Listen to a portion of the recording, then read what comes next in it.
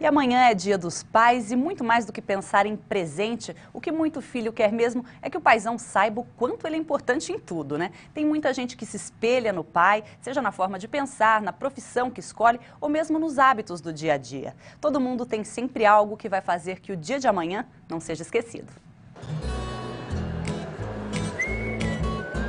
No Dia dos Pais, não faltam homenagens.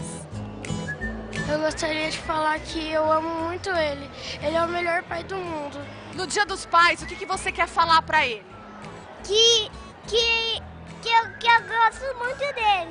Que ele é um ótimo pai, eu gosto muito dele. E pai é uma coisa que é uma pessoa muito boa na nossa vida, influencia muito. Os pais são o espelho daqueles que os admiram. Nesta agência de publicidade e propaganda, tal pai, tal filho. Rodrigo e Celso trabalham juntos. Desde pequeno, quando eu via a profissão do meu pai, eu achava uma profissão bem diferente das outras, né? Até quando perguntavam para mim o que meu pai fazia, era difícil explicar na época a profissão de publicitário, né? Então, aquilo foi me dando uma curiosidade, né, de saber mais, de querer aprender sobre aquilo. E eu acabei, no fim, fazendo parte também dessa área, né? A experiência do diretor executivo ajuda e muito na hora da criação. O que me parece foi mais importante para mim foi o estímulo que eles me deram para continuar. Não é? Quer dizer, talvez eu cheguei agora aos 60 anos, eu talvez tivesse parado um pouco antes ou antes disso, não fosse o interesse deles. Então, o que principalmente me trouxe de importante foi o estímulo de continuidade. Pai, sinônimo de amor, é o porto seguro de muita gente. Imagina só para esses três aí. Deles é a única referência dentro de casa. É o pai que a gente pode chamar de pai e mãe. Desde a separação, se desdobra para tomar conta dos filhos. Cauã, de 4 anos, Cauê, de 6 e Kaique, de 10. Os meninos são agitados, então o paizão adotou algumas táticas para mantê-los ocupados. Uma das estratégias foi trocar a mesa de jantar por uma de bilhar. Que nós temos que cooperar um com o outro. Imagina se eu não tivesse uma mesa de bilhar ou um videogame, como que eu ia conter essas molecadas? Não tem como. Aqui, então, a gente vive num cooperativismo de todos, entre todo mundo aqui. Jogam o videogame deles, jogam um bilharzinho. A hora que estão cansados é a hora que deitam, sentam, depois das atividades, sentam, dormem. E tá mais tranquilo. Se não tivesse isso aqui, pelo amor de Deus, bicho, eu não ia se aguentar, não. Nessa turma do Bolinha, o mais velho tem papel importante. Sim, eu ajudo, né? O que você faz? Troca a roupa deles. Essas coisas mesmo. Já os mais novos só querem saber mesmo de se divertir com o paizão. E olha só, a casa é o playground. Eu gosto de pular no colo dele quando ele tá deitado no sofá. Ele faz A diversão está garantida, mas por aqui não é só brincadeira. Deles trabalha o dia todo, o serviço é puxado e durante a noite a responsabilidade é outra, cuidar dos estudos dos meninos. Após as atividades é a hora da obrigação, né? Fazer as liçõezinhas de cada um, fazer o lanchinho de cada um. Mas isso é muito gratificante, porque no final do dia eu sempre ganho aquele abraço, aquele carinho, aquele eu te amo. Então isso compensa todo o trabalho do dia. Ele é o espelho dentro e fora de casa. Quando sobra tempo, o jiu-jitsu faz manter a forma. E quem segue os mesmos passos? Os 3 filhos, que quiseram praticar artes marciais por conta própria. Felicidade que se mede pelo tamanho do amor que a família tem pelo pai herói. É um orgulho total ver os meus filhos tentando seguir os meus passos, usando o pai como referência. Para mim isso é maravilhoso. Eu gosto disso, dessa vida que traz para minha casa.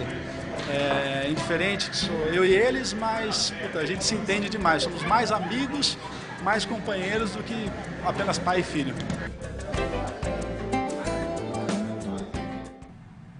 Muito legal, né? Para falar dessa relação entre pai e filho, a gente conversa agora com a psicóloga Edna Zúñigo. Boa tarde. Boa tarde.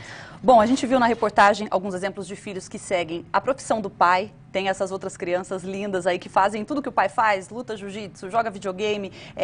Por que algumas crianças, alguns filhos se identificam tanto a ponto de ter esse espelho e de seguir aí o que o pai faz? Admiração, carinho, estímulo, como agora há pouco falou na reportagem. Nós todos somos constituídos de um biopsíquico social. O que seria isso? Nossa predisposição genética, nossa personalidade e o que o meio nos forma. E no caso desse pai, dessa família, o pai está formando uma identidade muito próxima daquilo que ele é por a admiração que os filhos têm por ele, a dedicação. Então, faz com que os pais usem estímulos para que as crianças o sigam.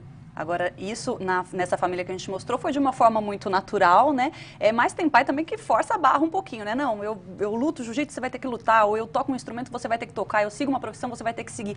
Como fazer para estabelecer um limite, para que seja mesmo natural? Isso acaba destruindo a própria personalidade da criança, como eu falei agora há pouco, não é? Então, aquilo que antes era admiração, passa a ser uma obrigação para a criança, onde ela pode ter baixa autoestima, complexo de inferioridade, ser infeliz naquilo que ela está fazendo.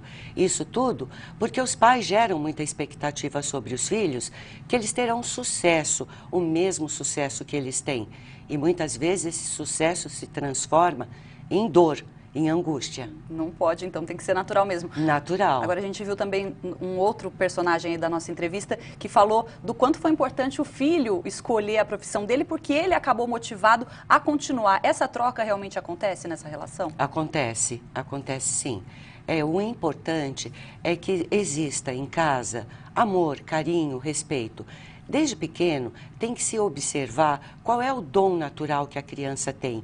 E ela já começa a demonstrar. Não que isso não possa mudar ao longo da vida. Pode.